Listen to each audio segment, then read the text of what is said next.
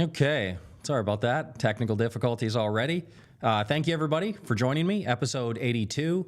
As I mentioned last week, we are going to try to get these rolling a little bit quicker, try to get into the main topic, and then of course the Q&A will come later, but I'm trying to get the Q&A a little bit closer to me answering the question so you don't feel like you asked the question, have to wait 30 minutes. So let's get right into today's topic. So what I want to talk about today is I uploaded a video last week. It was quite popular. It was talking about the VX30 to the VIX roll yield, and it does appear like everybody enjoyed the video.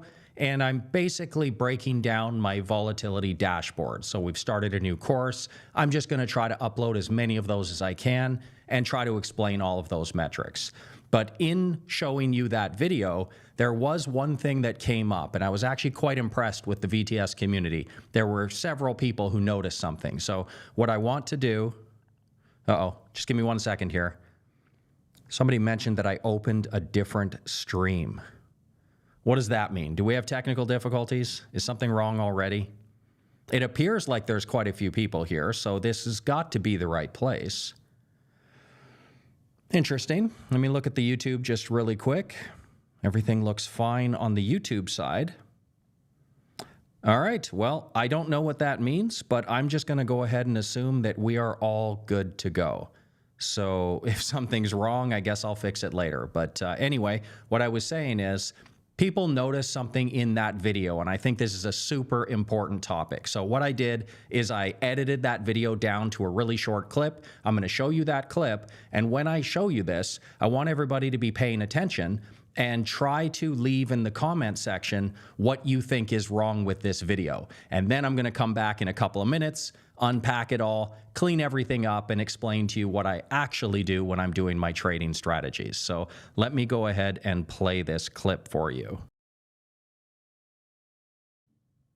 In this introduction video today, I'm going to prove to you why you need to learn about my volatility metrics. Today, I'm going to put my money where my mouth is and show you with real numbers, not just words, why it actually works in the real world. Over the coming months in this series, we'll cover all of these in more detail, but that one there called the VX30 to VIX roll yield, let's use that metric to actually start making some money. So the VX30 to VIX roll yield is a representation of how much these front 2-month VIX futures are above the VIX index. This is important because remember, the volatility ETFs like VXX, UVXY, SVXY, there's many of these, they derive their value entirely based on the price of those front 2-month VIX futures. But another thing we know is that on expiration day, that front month VIX future will be equal to the VIX index value. This happens every month. Just for that one day on expiration, they will be the same value. So it makes sense that if these front 2-month VIX futures are trading above the VIX index, then over time they have a higher probability of decaying down to match the VIX index at expiration. This situation would be a tailwind for the short volatility trade. So I have a metric that I call the VX30 to VIX roll yield that measures how far above the VIX index those VIX futures are trading. What if we were to say that if my VX30 to VIX roll yield metric is above its 50th percentile value, then we would be short volatility. And if it's below its 50th percentile value, we would move to cash. Just a very basic if this then that threshold. This isn't cherry-picked in any way, shape, or form. It is quite literally just a dirt simple 50th percentile value. So now we need a benchmark, right? This is the S&P 500, the SPY ETF, which includes all dividends back to March 26, 2004. The reason we use that date is that was the actual launch of the VIX futures. So that's as far back as we can drag this example. But you can see the performance here, 9.73% annual return with a maximum drawdown of 55.19%. Now I will say that's a very low return given how big the expected drawdowns are. But this is the baseline S&P 500 that I said we can easily beat with a good understanding of my volatility metrics. So let's apply that very simple test using the VX30 to VIX roll yield. Above or below a 50% line, that's it. Here we are inside a basic spreadsheet, and this is the S&P 500 buy and hold. This includes all dividends, and it goes back to March 26, 2004. And this over here, we can see our very simple volatility filter. We've got the VX30 to VIX roll yield, and this also goes back to the same same date, March 26, 2004. And then we've got our underlying instrument. This is the SVXY. So to apply the filter, you can see it here. If I just highlight this formula, it is, like I said, just a dirt simple if this then that. You can see it here. If this VX30 to VIX roll yield number is above this 50th percentile value, then we would be short volatility. If it's not, then we would be in cash. Now, if you want to see where this 50th percentile comes from, this here is showing the VX30 to VIX roll yield going all the way back to inception. As we can see, it's actually positive about 82.63% of trading days. But there's that median value. That is the 50th percentile line. It's above 8.41% half the time, and it's below it the other half. That's why we get this as our 50th percentile threshold. So if we want to see the results, here it is. We can blow this thing up a little bigger so you can see it. And with just the most rudimentary filter, we've already substantially improved performance. Now, obviously in my own portfolio, I go many steps further than this. I don't handcuff myself to a single metric and a single threshold. For me, my volatility strategies have a much higher return with even lower drawdowns. But again, today's test is just a proof of concept. Holding the SVXY just 50% of the time, filtered with the VX30 to VIX roll yield, now the annual return is 17.15% with a maximum drawdown of 39.27%, and the risk-adjusted return using the Sharpe ratio is now 0.81. As we can see, it's a dramatic improvement across the board with just one single volatility filter. Rate of return way higher, drawdown much lower, risk-adjusted return over twice as good. The point is, in my opinion, there is no better way to consistently beat the stock market than to have a really good understanding of the volatility complex. Using my volatility metrics in a systematic, rules-based manner is the best way to get an awesome long-term rate of return.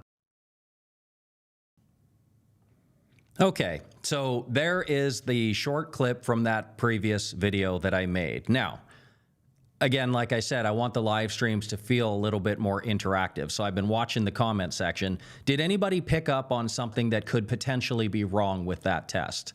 Now, I will tell you, full disclosure, I would never show anything that is actually skewed. So, don't worry, I'm not actually trying to deceive anybody, but did anybody notice anything? Just shout it out before I, give you a sort of 3, 2, 1 countdown. I'm going to get into what could potentially be going wrong there. But no, because like I said, I had several people in the comment section of that video, maybe 4 or 5 people, plus I got emails from 4 or 5 people. I was actually quite impressed with people where they were saying, well, that's not actually accurate. So let me actually explain to you what I'm talking about. So when you're doing some type of backtest, it's basically, this was the spreadsheet that we were looking at, right? This is where that video was coming from. We've got the S&P. This was the basic test. And as I showed in there, if you highlight here and I show you the formula, it's essentially super rudimentary, basic. Obviously, we can do a lot better than this, so don't go and start trading this or anything.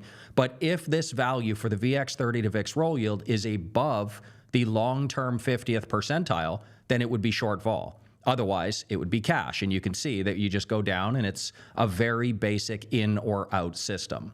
Now, one thing that you might notice is that this 80.41%, and this is the part that I'm trying to get at here, I wouldn't have known that in 2005, 6, 7, that the long-term median would actually end up being 8.41%, right? I'm actually using a value that I only would have known about in 2024, and I'm applying that back to the test. Now, again, I would never show anything that is skewed, but that is essentially what we're talking about here. It's basically called look-ahead bias. So this is what happens when you're using data that was not known at the time to conduct your backtests on previous periods. So you've got future information, we've got the value today because now we have 20 years of data, and then we go back and we apply it to the model. But of course, this isn't accurate because, again, in 2005, I would not have jumped in the DeLorean and been able to know that 8.41% was actually the number. So what you actually want to focus on if you are a tactical trader is what's called, I do an anchor walk forward, but you could do a basic walk forward. So essentially what a walk forward test is you are only using data that's fully available at the time in the strategy. So if you go over here, remember VIX futures launched in 2004. So just as a rough example, you could only use data for say 1 year. In this case, it's showing 3 years, but you could do 1 year, half year, use that data for a little while, and then at the end of a year, you could compile it again and use it going forward. And then at the end of 2 years, well, now you've got 2 years of data, so it's a little bit more robust. You could use that, you could recalculate your percentiles, and then use that in your live trading. 3 years, 4 years, 5 years. So what this would actually look like on a real test would be something like this. These are the actual rolling percentiles for each year recalculated. So this one that says 2007, this is actually a test showing all of the previous levels before that. And then in 2008, I could actually use that.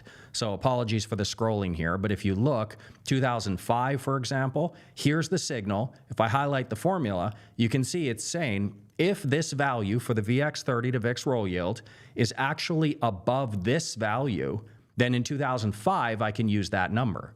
And you can go down further. 2007, for example, this formula is showing if these values, now I can use 2006 and before. I can use these rolling data points because now I have them at my disposal, right? But I can't go forward and use a whole 20 year. So before I show you the actual results, I do want to just say, again, in my defense, I promise you I would never show anything that is actually skewed. I am fully aware of how to do correct backtests, but the issue really does come down to adding unnecessary complexity to what was meant to be a general video. So the way that I always view it is, let's say you take basic financial advice, right? You're talking about your Dave Ramsey type of person, or if you're a little bit younger, maybe Graham Stephan, something like that.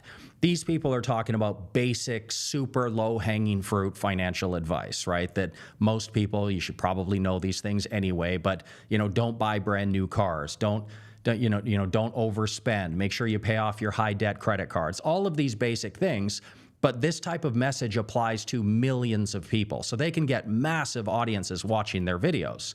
But the more complexity you add to something, the fewer people are going to be interested in it. So if you take it down from general finance down to investing, well, now all of a sudden you're just talking about a smaller piece in the big pie, right? And then for me personally, we're talking about volatility trading within the investing landscape. So now I'm talking about a little piece of that much smaller pie. And then in my case, I actually do talk about a lot of complexity. So it's even a complex volatility discussion in an audience that is shrinking, exponentially the more complexity that you add to this thing. So essentially what was going on is I wanted to make a 5-minute introduction video, basically just showing the general point, what we are doing within our community. This is the daily email. But if we go into our little course library here, you can see some of these courses will be completed. I don't know why that's taken so long to look up. Some of these courses are basically completed. Some of them are not. Some of them we're building out, but like Iron Condors are done. Tactical Vol is basically done. A lot of these are finished, but the one that we are building up is actually called Volatility Dashboard. Now you can see there's only one. But what I wanted to do is, of course, I want people to watch the series, but if you don't think volatility metrics are very robust, then what's the point of even wasting the time watching it? So the first video, of course, is an introduction to why these things work. But essentially, that's what I'm talking about. I'm already dealing with a very low audience. Like, I'm okay with that. As I always say, 1,000 true fans. As long as 1,000 of you are watching my videos, then I'll continue making them. But yes, that's what happened. But believe me, I am fully aware of how to do a proper walk forward. So if you're interested in the difference between walk forward and anchored, I'll just say that really quickly, because for me, it's actually quite important. Anchored means you're actually anchoring to a specific point back in time. So in this case, 2004. VIX futures launched in 2004. This is where we're drawing all our data back towards. But let's say you had a larger data set and you wanted to do some type of rolling average. Let's say you wanted to do a rolling 20-year period. Then you could just do a walk forward with a rolling 20-year, and it would basically be, imagine a diagonal line cutting across here, right?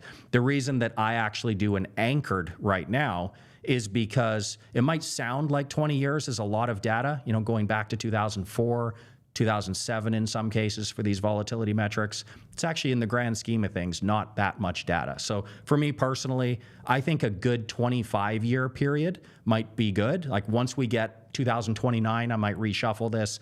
I might start using a rolling 25 years because Obviously, using periods in the past, the economy changes, the Fed changes, inflation's totally different. The world is different, right? There would be no reason to be using, if you're a stock trader, who cares what happened in, World War II times? Who cares what happened in the 60s, right? That's not really influential on our current situation. So for me personally, volatility metrics back to 2004 is a really good period to use. But I may not go further than that. So 25 years should include maybe 2 bull markets, 2 bear markets, and roll that forward. I might do that. But yes, basically, that's what you would want to do, is an actual proper walk forward test using only data that you currently have. Now, like I said, I will never show you anything that doesn't actually work. So here's the results.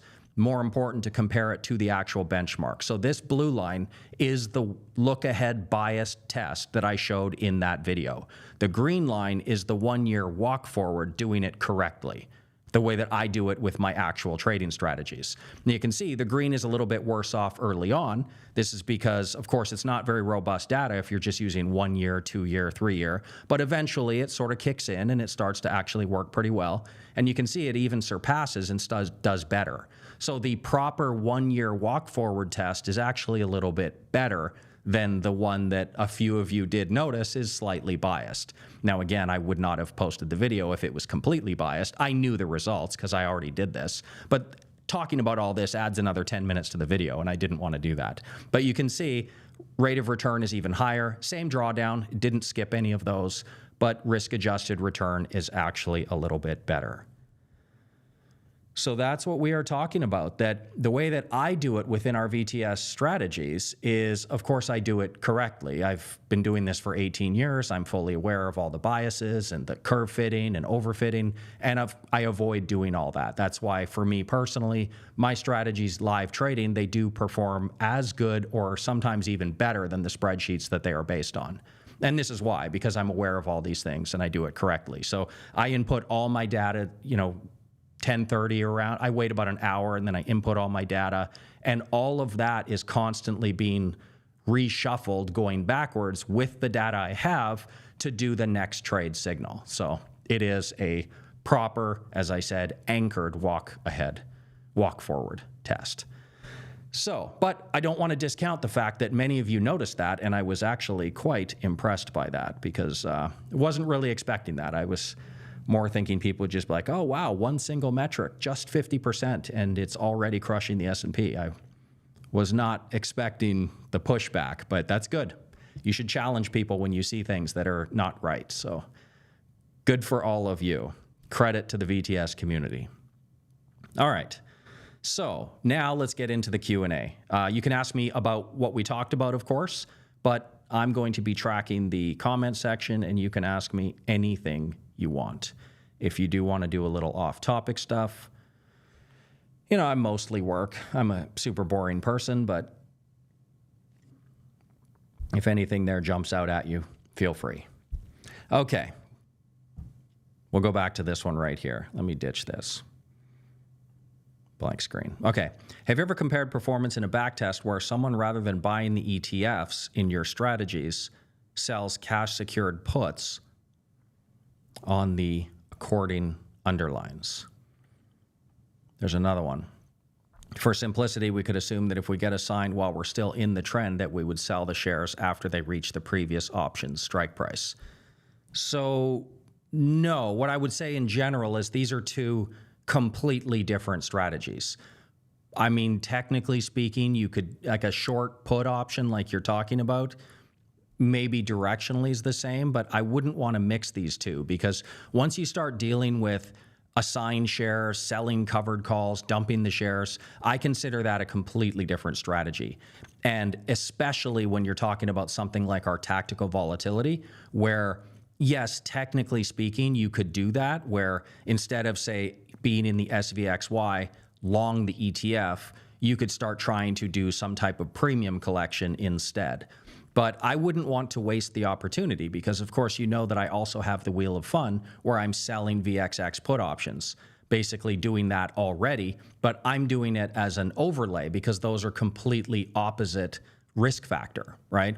You could say that they are basically two strategies adding to the same amount of capital. So I wouldn't want to mix these two together. I feel like the additional layer that you could add on top of it is worth more than a straight substitution. So hopefully that makes some sense, that I wouldn't do that, because I'm actually doing the opposite. I'm trying to add some return without adding any high side risk. What you're talking about is just switching the way that you're going to be capitalizing on the short vol trade. I would rather try to make something a little bit more neutral in the middle ground and do it that way. So one thing you could consider, if you were really trying to do this, take some capital and do a head-to-head comparison, see which you like better. But I would say that you would want to be extremely aggressive with your covered call. Like if you did get assigned, be super aggressive, sell them very in the money, make sure that you're continuing with the signals. Because once you get sidetracked with an assignment, well, if you're not willing to aggressively dump those shares, then you're very quickly adopting a totally different risk-reward profile. So I would just say no. There's nothing more efficient for short vol than simply going directly short vol. Yes, there's premium collection strategies, but no, I wouldn't mess with that. Everything that I do is sort of has a purpose. It's not, like VIX options, for example. You could say that there are times when it's directionally the same exposure, but it fills a separate role. The wheel of fun, sometimes selling VXX put options is a short vol strategy as long as you're further in the money. But again, it's plugging all the various holes, and I would rather trade that way. So when I'm short vol, trend following, just follow the trend as strong as you can, directly holding the SPXY. Interesting, though. I've never heard anybody ask that question, so that's a new one. I like that. I wait on the original, but I got there. Yeah, I don't know what happened. I'm going to have to clean this up later on, but it does appear like we have the usual number of people watching. So I'm just going to assume that everything went fine. Have you done any analysis on the best performing range in the Volatility Barometer? I would guess the best returns come in the 85 to 95 during market crashes. Well, this is a tough thing to measure. I mean, I could show you a spreadsheet. If you do recall, this is just one of those, I wouldn't call it a mistake, but this is just one of those regrets. All traders are going to do something along the line that they kind of regret. You look back and you think, oh, I wish I didn't do that. One of the things that I suppose I don't know, should I say regret? I think it was the right decision in the moment. That's the best I can say. But during the pandemic, hopefully I can say that on YouTube now. It's been a few years without getting demonetized and blocked. But during the pandemic, yes, that would have been an exceptionally profitable period. But at the time, because there were so many people emailing, talking about they were going to lose their job, the world was basically ending during that few week period, we moved to cash in a couple of our strategies. And as it turned out, we definitely, we didn't go down 35% like the market did. We were in cash, so we lost nothing. That's great. We sidestepped that whole thing, and performance kept going up. So that's fine. But yes, there was a potential for an insane gain. I won't make that mistake next time. So if you were to ask me in general, I prefer making money when the market is good, because this also means by proxy, because the vast majority of investors are net long the market as well, most of the time, pretty much all the time, all investors.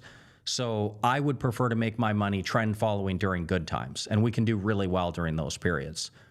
We can also, as you're alluding to, make insane profit, because all three of our strategies have a way of not only moving to safety, right? Gold for a while, but then long volatility. This one doesn't have a mechanism to go long vol, but at least it'll be in cash. And then this one, again, long volatility. What you're saying is true. We can make an insane amount of money during those periods. And the next time around, the worse the crisis gets, the more potential profit that our portfolio could make. The problem with this, and the reason why I'm never on cheerleading for this to happen, is because this hurts pretty much everybody in the world. Recessions are awful. Stock market crashing 40, 50, 60%. This is terrible for all, pretty much all investors. So while it's true that we will probably be quite secretly pleased that it's happening. I'm certainly not going to publicly cheerlead the fact that, the worse the market crash gets, the better my performance will get. I don't think I want to be advertising that. That's real people in the real world get hurt by terrible stock markets. So it is what it is. You take the market that you have, and I'm certainly going to capitalize on it when it comes. But yeah. But as far as parsing the not so extreme, getting to a different part of this question, because obviously when it gets really extreme, like I said, the worse the crisis is, the better that we will do, just by value of us being long volatility. But one thing this is a common question that comes up, is super low readings of volatility better than mid volatility, better than mid to high volatility? Like for the short vol trade, what range is the best? For that, you can actually go to my Twitter account, and I've started to share some of that data where I will divide the market into percentiles, like 20th percent, 40, 60, 80, and show you the short vol performance. This question will come up. I'm going to, instead of using the VIX, I'm going to do it for the different metrics as well. So you're actually going to see the actual data when I do those live streams. So that's coming. I'll show you during the Volatility Barometer which periods actually get the best short vol performance. Of course, subscribe to the channel for anybody who isn't, so you don't miss that. I managed to recalculate these values in Python, and they are almost identical down to the decimals. Some people might find the variables of VX30 and roll yield confusing. Okay, I'm not a programmer, so you've lost me already. Despite holding a degree in economics, I have one as well. I did economics and math, did 2 degrees. It took me about 2 hours to fully understand and calculate these metrics accurately, which I must say is an impressive invention. You're way past me already, so let's keep going. It's understandable that some might not want to grasp these concepts and may find it easier to say that something is skewed. So thank you, Peter, for the comments. I'm not sure where it's going because I wouldn't know what to do with that anyway. For me personally, I've also talked about this in the past, that it is true that I'm almost tech illiterate when it comes to programming. I couldn't do anything you're talking about anyway, but I wouldn't even if I knew how, because I actually like doing things old school manual that take a lot of time, that are sort of arduous processes where you're manually inputting data and it takes several hours to run a back test. Instead of just hitting a button and having it filter and spit out the answer, I like to actually look at everything happening in front of me, because my brain goes off in these tangents and I think, oh, that's interesting. Maybe I'll make a note of that and do a test later on. So while programming, it is true that the world, AI and programming, it can make some of these tasks easier. I suspect over time, it will make investing results worse for the people that are trying to adopt these things. Now, I'm not saying that to dissuade you from trying to do programming. If it is actually adding value to what you're doing, then great, go ahead and do that. But just don't forget that sometimes when you're doing programming and using complex systems to do backtests, you are circumventing all the good stuff in between. You're basically going from A to Z at the push of a button. I would rather go through every one of those individual steps. It might take a few months to do, but the rewards for that is going to be much better for me than somebody who just skipped all of that and said, oh, the answer's 17 or whatever it is. That doesn't mean anything when you do the programming. So for me personally, I'm impressed when people can do all these cool things. Not into it. I know AI can do a lot of cool stuff. Not interested. Never will be. I could hire an AI expert and have this done, but it's just, for me, I like to see it longhand, slow, happening in front of me. Want to notice all those little patterns that you would definitely miss if you're a programmer. So I don't suspect that my performance will suffer based on this sort of new age AI tech revolution, but I bet you a lot of traders are going to start to notice their performance going down. And once people start actually listening to these AIs and taking trade signals from them, it's going to be a nightmare. People are going to realize so quickly what a bad idea that is. But thank you. Yeah, it sounds like you've done some good work there and reproduced everything I've done, which is awesome. That's why I share it. The signal email yesterday showed, oh, this came up, yeah. New trade 0 at the top, but hadn't done the listed defensive. Yeah, there was Same problem. I don't know why sometimes this happens, but when I compile my email at Starbucks and then I come home to send the email, there have been a few times in the past where I'm looking at it on my end and I can see the email has been updated, right? So I come home to my house and I send the email. There have been a couple of times when after I send the email, maybe I go out for a run, I come back a couple hours later, and there's 20 people have emailed me and said, you know, there's a typo in the email. And I'm like, no, there isn't. It said 0 trades. It said 1 trade. And I think, no, I'm a very careful person. It's weird. Something is happening with the way that the template that I use is saving from using my phone as basically an internet tether when I come home and use the Wi-Fi. Something's not translating, because every now and then, like you're saying, there were people who said that the email yesterday said 0 trades, even though when I was looking at it, it was definitely correct. I just must have been looking at some type of old template or something. I don't really know, but you know, it's one of those things. Hopefully people read the email, because the text line said new trade, and then there's 2 places in the email where it actually shows. So today there's no trade, so it says no new trade. I think people said this one said no new trades, 0, and then right below it, this one says it again. So only one of these was wrong, apparently. So in the tagline of the email was right. One of these 2 was wrong. I can't see it because on my end it's correct. And then also, of course, the trade instructions had it as well. And then, of course, also this box has it as well. So there's 5 places that it tells the trade for the day. Apparently, what I can kind of piece together from all the emails I got yesterday, one of those 5 places was missing something. So I sure hope that you noticed the other 4, but if you didn't, yeah, apologies for that. Now, just random dumb luck, it happened to work out better. If you happen to skip that trade, you didn't cycle out of the QLD, you know, congratulations. The email was misread and it actually made you a couple percent. So, but I'm not going to use that as an excuse. I will obviously be more careful. I really don't know what's happening, because when I send it, I swear I check it 5 times. I'm looking at it. It's correct. It's correct. Something's not saving right. I don't know why. Again, getting back to the tech illiteracy. That's me. Apologies. I hope it didn't screw up anybody. Okay, what rolling window are the percentile volatility metrics based on? For me, as long as possible. Now, some of them are a little bit shorter time frames, like, for example, the VVIX. I don't use it for very much. It's just kind of an example to give you. The VVIX, I only have data going back to July 17th, 2006, I believe. So I'll drag it right back to that date. A lot of the data goes back to March 26, 2004, because that's when the VIX futures launched.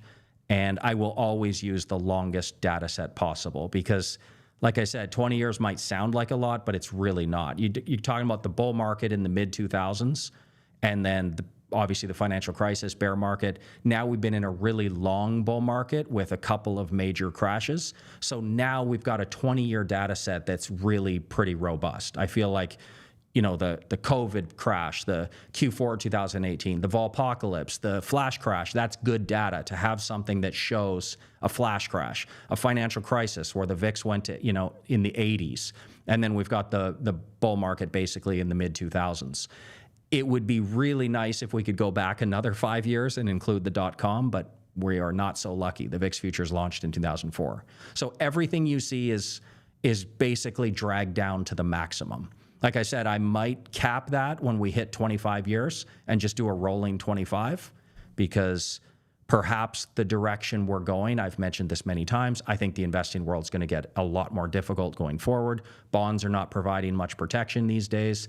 Mathematically, they won't. You know, the bull market since 1980, it's mathematically impossible to match that bond performance. So that's going to be worse.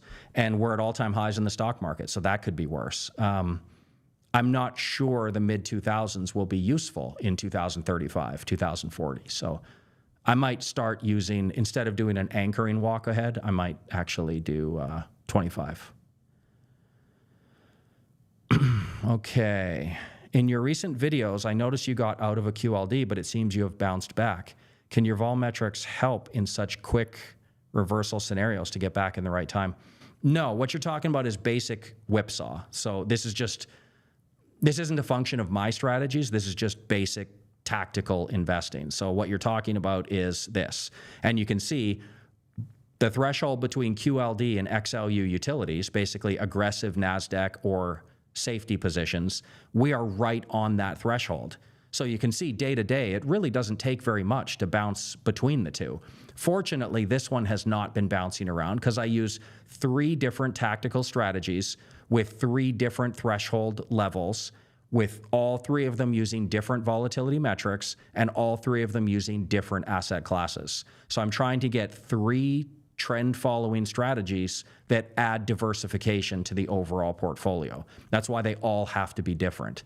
So these 2 have not been bouncing around. This one just switched a single time into IYR and it has not gone back. This one switched to gold on April 8th and it has not gone back. This one has just been right on that threshold, and I believe we've traded 4 times in the last 2 weeks. It just happens. Like, we're on a threshold, that's what happens. We held the QLD for 6 months straight without exiting a single time, November 1st all the way to April, what was it, April 16th, 18th, just last week. We held for 6 months, and now we've bounced in and out 4 different times. It is what it is. This is one of the things about tactical investing. There's always a line in the sand, right? You have to do this. So some people come up with these ideas. Well, why don't you do half and half? Why don't you move half out and half in? You could do, some type of, you cross over to 62 level, but you don't get back in until like 59, things like this. None of that helps. The trade frequency doesn't get reduced at all. Performance doesn't get better. Basically, there is a line in the sand, and you just have to follow the metrics. Because, for example, yesterday, we moved out of the QLD and into the XLU, right? Well, I have to do that because the strategy is saying to do that. If I skip that signal, that's a mistake. So as it turned out, the QLD is up today. So technically speaking, you could say that I made the wrong decision, right? My strategy said to exit QLD, and the very next day it's up. But I followed the system, so I did the right trade. I mean, that strategy's made 30% a year since we've been using it. So obviously I want to follow the system. Technically speaking, I made the wrong trade, right? But what would really be the wrong trade is if I mentally just overrode the signal and said, you know what? It says move to safety, but I'm not going to do that. I'm just going to stake one more day. That's the mistake. Because what happens if today was some type of terrible day? And I would have said yesterday, you know what? I exited on Tuesday. I'm not going to exit again on Wednesday. I'm just going to skip. Well, that could cost me. And that's an unforced error. So what happened today, exiting QLD, moving to safety, turns out we didn't need to. The market is calming down again. It's not a mistake. It's just a losing trade. We have many, many losing trades. I hate making unforced errors and actual mistakes. So we call this whipsaw. It happens. If you look through history, oh, that's the wrong spreadsheet. I should actually add this to a future live stream. The defensive rotation strategy actually had a period where it switched 8 days in a row. It just in, out, 8 days in a row. It is what it is. You got to follow it. I'll take my 30% a year. It's a little frustrating sometimes, but I'm going to follow the system. It's been working very well for a long time. Okay, not boring at all. You mean me? Debatable, right? Kind of. Things could get a little more exciting, but the stuff I'm talking about, I mean, come on, this isn't overly interesting. Like I said, if I have 1,000 true fans, I'm good. I understand. If I wanted to really dumb down my content, like people have seen, I'm a workaholic. I could crank out videos faster than Dave Ramsey can. I know that. If I wanted to go that direction, I could start getting a massive YouTube following. But I just don't personally feel like that information is useful to anybody. Like, who doesn't know? Well, I guess some people find use for it, but I just find it so basic and stupid. Like I said, low-hanging fruit financial advice will get 1 million followers on YouTube. I could put out 3 videos, 4 videos a week talking about basic financial stuff that applies to millions of people, and I could be super popular, right? Not helping anybody. I would rather be the geeky volatility guy. People listen to it. They're like, what is this guy even talking about? But if you follow me on this journey, you will profit from it. That's the point, is that the good stuff probably should be a little bit boring. I'm not going to apologize for that, but I feel like there's got to be a way to make things more interesting. This is me. This is my life. I spend the vast majority of my days on a computer by myself, talking to myself. My wife makes fun of me all the time. She can hear me in the other room. I'm like, I'm writing a script. I'm alone, but I'm not crazy. I'm actually writing a script here. So just let me talk to myself. Yeah, we'll see. Maybe things get more interesting, but this is me. I've been short volatility for the last couple months before finding your content. Awesome. Thank you. Buying SVIX. Okay. I like SVXY a little better. And UVXY puts. I like VXX a little bit better. 1 month expiration. Nothing standing out is wrong with this. It's just risky, right?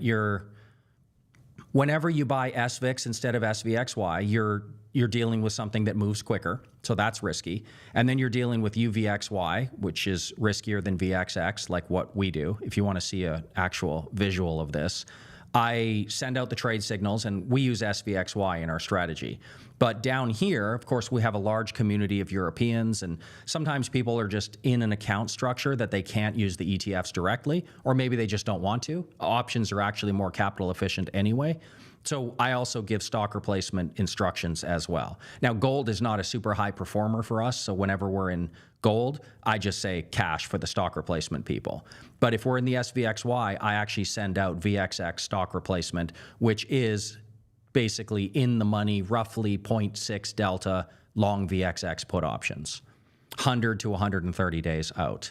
And again, you're dealing with monthlies, so that also makes it a little bit riskier. We're dealing with 100 plus days, so I don't have to contend with that constant bleed of the theta. And also, if I'm a little bit wrong, it's not overly punishing. So you've actually added maybe 3 layers of risk here that, for me personally, that would violate my risk tolerance, but I like where your head's at. Short vol is obviously the right side of the trade to be on most of the time. Like I said before, don't discount those rare opportunities for long vol where we will make a killing, but yes, you're on the right track. I would dumb down those positions a little bit personally, but where you take VX futures data, VIXcentral, CBOE have different values. It's probably just time delayed, right? I get my data off VIXcentral, but I do it twice a day. So I wait about an hour before markets or after markets open, let the day traders have the really volatile first 30 minutes, 45 minutes, start collecting my data around an hour after. It takes me maybe 20 minutes. And then at the end of the day, of course, I re-update it with the official closing values. So I do it twice. I use VIXcentral both times. And I would imagine if you're not dealing with, I don't even know, maybe CBOE is 5-minute delayed or something like that, and you're seeing a slight discrepancy. There would be no reason for the values to be different. But for me, I'm using live values for that daily trade signal, and then all of my data for my spreadsheet is end of day values for everything. And I've been doing this just same spreadsheet, day in, day out, never missed a day for 14 years now, probably. Never missed a day, just every single day updating that data. All right, another question.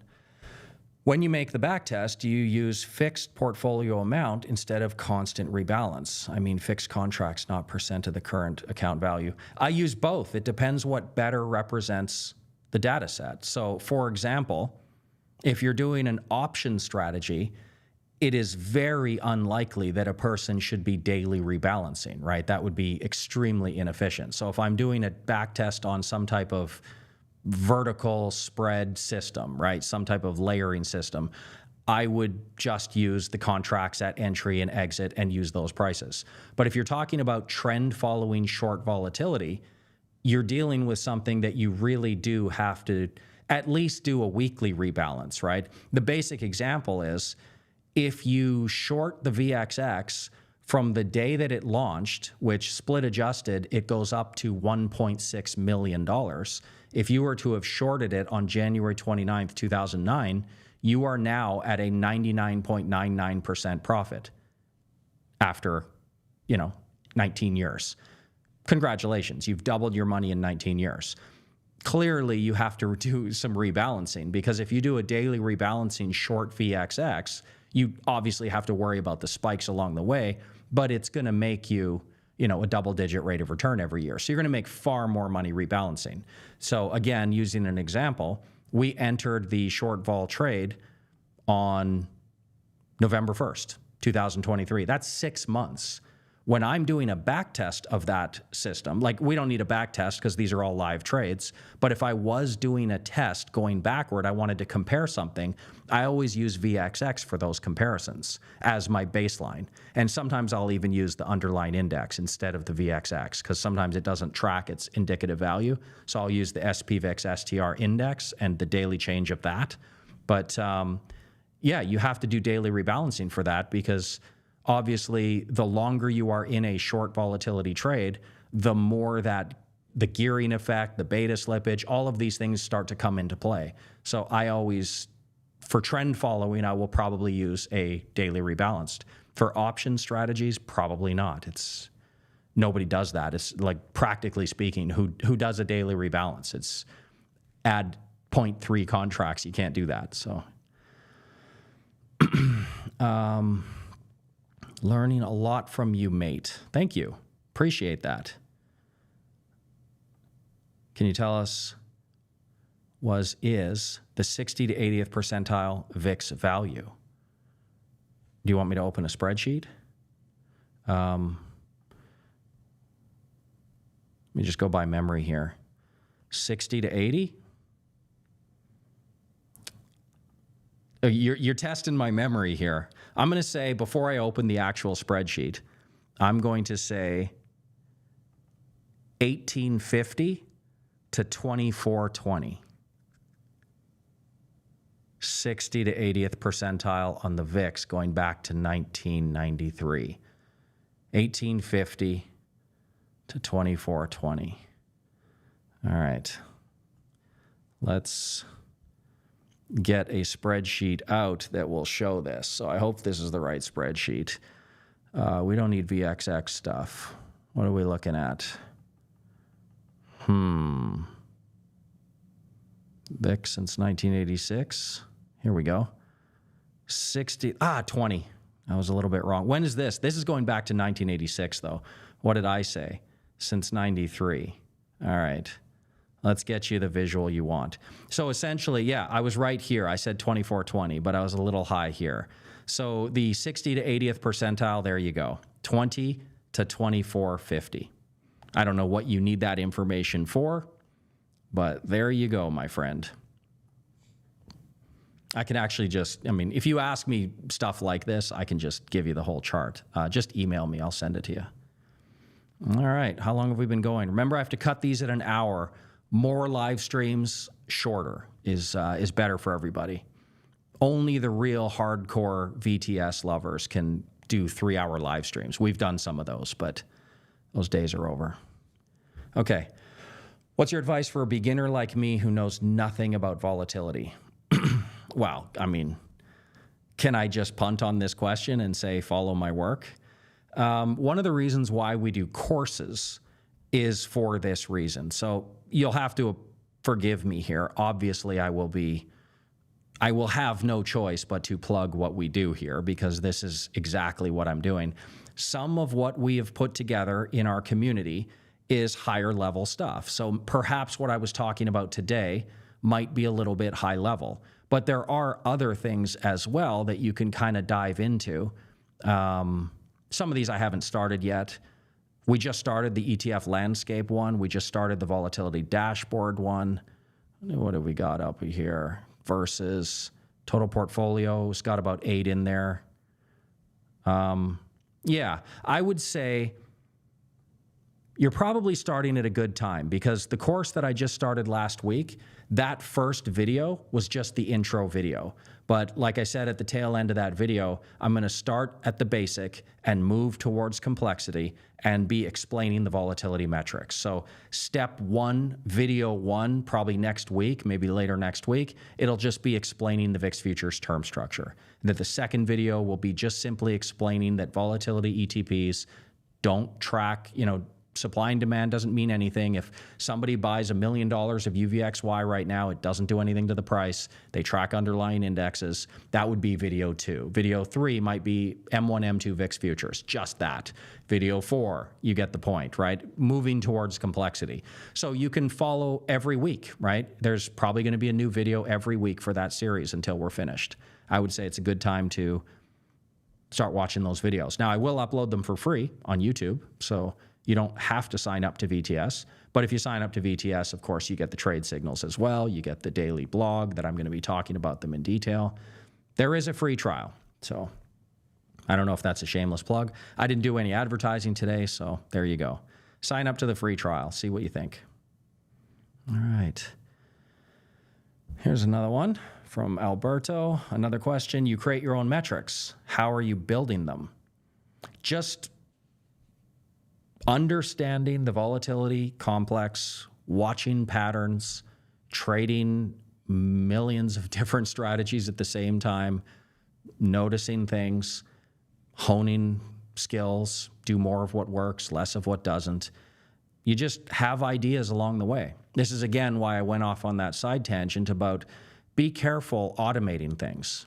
It's not a good idea. You really do want to go through the motions, right? You want to take your time and make those mistakes and pit 3 different strategies against each other. You want to figure out a few things, do basic things, right? Just every time VIX futures expiration comes around, every third, basically almost all of the time, it's the third Tuesday of the month, every Wednesday, initiate a at the money long put vertical, right? Put 10 grand into that strategy and just every month, just continue cycling that. And then on the same day, do out of the money put broken wing butterfly on the UVXY and churn that every single month and just keep going. And then the third one, put another 10,000, sell put options, maybe, 30 delta put options on the VXX every single month. And just start doing these things, right? Start trading an iron condor. Every time the days to expiration hits 60 days, sell an iron condor, 15 delta on either side, and just start churning them. And then record your results, and you'll start to notice things happening in front of you. You'll start to notice, wow, my trades are doing a little bit better when the VIX futures are calm, when they're in contango. Maybe that's a signal, right? Oh, that's a good signal. Well, I've noticed that the VXX decay is a little bit more when those VIX futures are really high above the VIX index, for example. Well, that's called roll yield. Maybe that's a sign. Maybe you should do more short vol trades when the roll yield is a higher number. You start to notice these things over time, and then eventually you end up with full fleshed out systems. But everybody starts at the beginning. I started trading in 2005. I was doing relatively basic stuff back then and figuring it all out. So yeah. Here's another question, follow up. I use Excel, no Python. I can't do Python, but I wouldn't anyway, even if I knew how. I think I've been trying to keep up with AI, so I could probably do some stuff there, but I wouldn't because I don't want to. But it's just for interest sake. I don't want to be left behind. I don't want to be that guy that 5 years from now doesn't know anything about the world because I thought AI wasn't a thing. AI is for real. Like, people need to take it seriously. All right, what advice would you give to an American trader moving to Dubai from a taxes perspective? Asking for a friend. I like that last bit, asking for a friend. Well, God, of course I can't give out any advice. I'm not a tax lawyer. I'm not a CPA. I'm none of these things. But I don't even know if I should say this because somebody might think I'm telling them to do this. But I know for me personally, if I was an American, I would have probably renounced my citizenship probably 15 years ago, I probably would have made that decision, because I left Canada in 99, turned professional in golf, and basically in 99, I left. I went to the US. I played the Asian Tour. I played a lot of golf tournaments around the world, played a little in Central America, South America. And after I retired from golf in 2005, I went back to Canada briefly and didn't love it. I mean, it's beautiful and it's my home and it's where I was born and I don't regret any of it. And I went to university at Simon Fraser and it's a great school and everything's awesome in Canada, except you do get the impression that you're maybe not treated great, super high taxes, value system might not align with, I don't want to get into politics or anything, but maybe I'm slightly, now don't pin me down as the R word, the D versus R word. I'm just saying maybe my values are a little more conservative, and Americans tax you globally. So there is no escape from that. I probably, if I was an American, I probably would have been in like Puerto Rico, something like that. I've heard that if you become a citizen of what is it, St. Lucius, something like that. The Caribbean islands, like the Caymans, there are ways to only pay 10.5% tax, something like that. Like you get your Dubai residency, and then if you live in like St. Kitts or something like that, I believe the 9% corporate from Dubai translates over into the 10.5 corporate from the US, and you actually don't overlap. Don't quote me on this. But yeah, I would have found many places to leave, but I probably would have renounced my citizenship. Yeah, I just, I feel like I don't quite fit into the Western countries anymore. I don't know if that makes any sense. I'm not hating on them. I lived in the US for 8 years. I loved it. I lived in like 7 or 8 different cities and I liked them all. There was a lot to love about the US, but yeah. Did I say too much? Are people going to be like, he told me to burn my passport? No. What advice would you give to oh, you asked that twice. Yeah. What advice would I give to a trader? You said a tax perspective. You're American. I think there's 2 countries in the world that tax foreign income. So you're screwed. If you're an American, you're done. You're paying taxes. Now, I think there's a hurdle rate. I think, what is it, 110,000 or something? You pay a pretty low rate, and then over that, you start to pay a lot. I don't know if that helps out.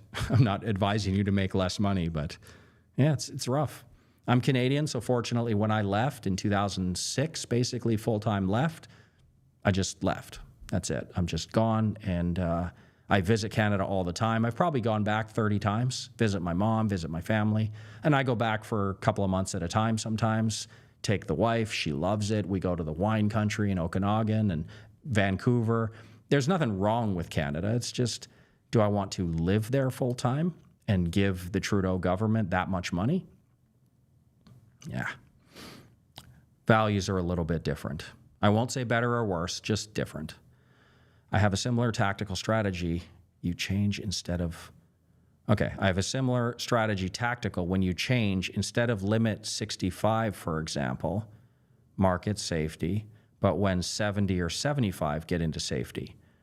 When down 60 or 55, get into the market. I get 30% less trades. Well, that's a big band. I mean, I see what you're doing there, like a hysteresis type thing. If it works for you, I think that's a huge band of getting back into the market, but whatever works. If your goal is reducing trade frequency, then that might do it. That might do it because it's a huge band. Like I said, using 4 or 5%, I've tested everything. It doesn't reduce it, but whatever works for you. I don't like going to the NASDAQ. Any suggestions to allocate while low vol range? Every time I go long on NASDAQ, I lose money. Well, I don't recognize the name, so if you're new here, welcome. I don't know what to tell you. We do not lose money when we trade the NASDAQ. It's our primary income driver of the defensive strategy. So without sounding too rude, you're doing it wrong. I don't know. Is my observation correct that as a rule of thumb during unstable markets, VIX, VIX90, VIX3M will react faster than the VIX futures? Or is that totally uncorrelated? I would say uncorrelated. I have not noticed that. Now, VIX90, fast reacting, obviously. If you're looking at the front end of the curve, yeah, you're talking about the VIX90 over here. This is the fastest moving metric that you will find, right? This is why what I call it the fast crossover, the VIX90 to VIX fast crossover. I like the medium crossover personally. The slow crossover, this is more for longer term traders. It takes quite a bit for the VIX to VIX 6M ratio to really change momentum, but it takes almost nothing at all for the VIX90 to VIX to change. So yeah, in the list that you mentioned, the VIX90 is of course going to be the fastest. But then what I would say is beyond that, like VIX to VIX 3M ratio compared to the VIX index, which is based on S&P 500 options, I'd say roughly the same. I don't think any speed difference there, but certainly the VIX90 is going to react a lot. I barely use it. I'm not a day trader. It's not overly useful for me. I like to pick up on trends, and VIX90 can give, if you use it as a primary signal, it can give a lot of whipsaw. Is backtesting so much harder in Excel? Yes, a lot harder. Well, not harder, just longer, time consuming. I thought it was doable with a little spreadsheet preparation. It is doable. I've been doing it forever, like going on 18 years now. I do a lot of work in Excel. It takes a long time, right? I've told the story a lot, but from 2008 to 2011, maybe, something like that, I gained a ton of weight because of my backtest. Well, because I'm stupid, but because of my backtesting. I used to go to Starbucks and I'd get the caramel frappuccino in the morning and a cinnamon bun, and I would do about 3 hours of Starbucks backtesting. And then I would leave Starbucks, go to Subway, get a 6-inch sub. Then I'd go back to Starbucks for an afternoon session, another caramel frappuccino. And it just didn't occur to me. I mean, I guess I'm not a dumb person, but for some reason it didn't occur to me. And then sometimes in the evening, I'd go back for a third session. And the day I found out that those things had, 500-600 calories in them, I thought, well, I mean, how bad could it be? There's basically just ice, coffee, couple of squirts of the caramel. Well, boy, was I wrong. So yeah, I was kind of a fatty back then when I was doing my back testing. It takes a long time, sometimes a couple of months to develop a fully fledged out system, but it's totally worth it. Trust me. Funny that you say that about programming while about to try to use what I learned from you this weekend to build an AI algorithm to tell me more stuff about the VIX. Go for it, honestly. I don't want to dissuade people. I have my methods, you have yours. Hopefully what you do works, but just step back and look at it from a more macro perspective, like 30,000 feet up.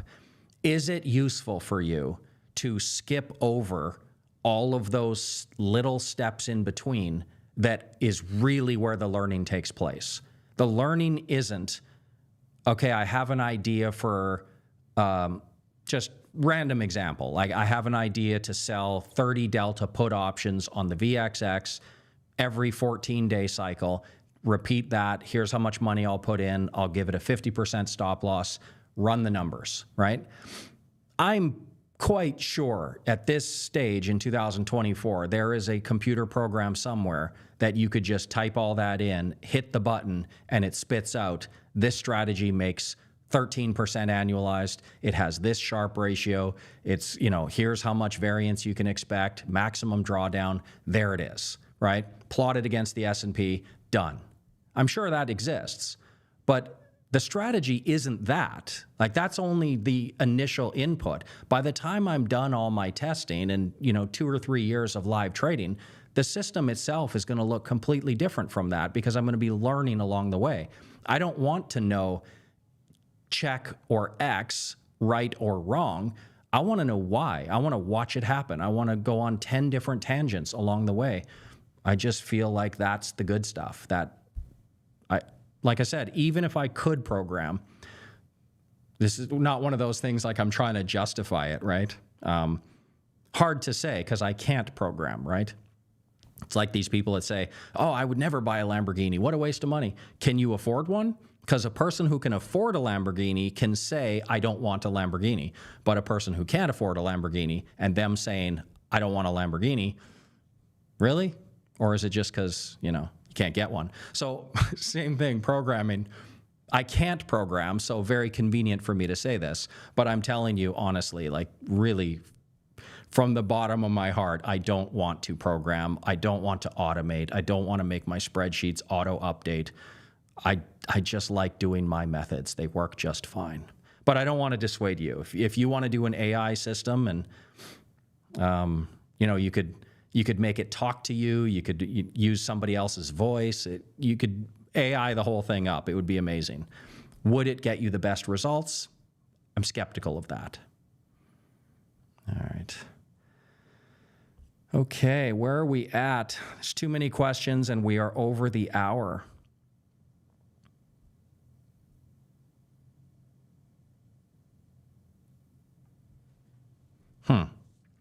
Ray Liotta lost brother.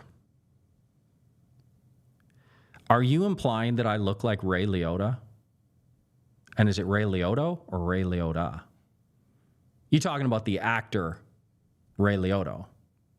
I don't know. This is random. It just caught my attention. Some people have said I look like, God, I've gotten so many. What's that guy's, Timothy Oliphant? You know that actor? Remember somebody said, well, I didn't know Timothy Oliphant had a YouTube channel. Matt Damon, somebody said one time. So I don't know if you're talking about the actual actor Ray Liotta. That's crazy because he's like 75 years old, isn't he? I'm only 50, actually 49. If you skip the signal, then you wouldn't have an actual strategy. Let me see if that was a conversation. Standalone comment, don't know what that means. Let me try to rip through some of these. Here's my friend. With the world hiking income tax rate, do you see any country other than the Middle East to move to? There's several, but for me personally, it scales with income. Like, I love Dubai. I really, really like it. And even if it wasn't tax-free, I would probably still like to live here. I'm a golfer, even though I never golf anymore. The weather's amazing. It's a central hub for travel. One of the best things about Dubai is just the culture. It's just everybody here, you get the feeling that they want to be here. Nobody complains about anything. Everybody has chosen to be here. They've targeted to be here. It's just a totally different attitude. When you meet people, everybody's optimistic and enthusiastic, and I did not get that vibe living in Canada, and certainly not in the US either. There's a lot of pessimism. There's a lot of complaining. There's a lot of, belly aching about government decisions, and it shouldn't be this way, and I can't believe the culture's going in this direction, and what are these crazy, lefties or righties doing? It's not like that at all here. It's just everybody here wants to be here. Everybody here sees the forward vision. So even if the taxes wasn't a thing, I would probably still like to live here. Having said that, if I made more money, I would move to Switzerland and I would do their flat tax system.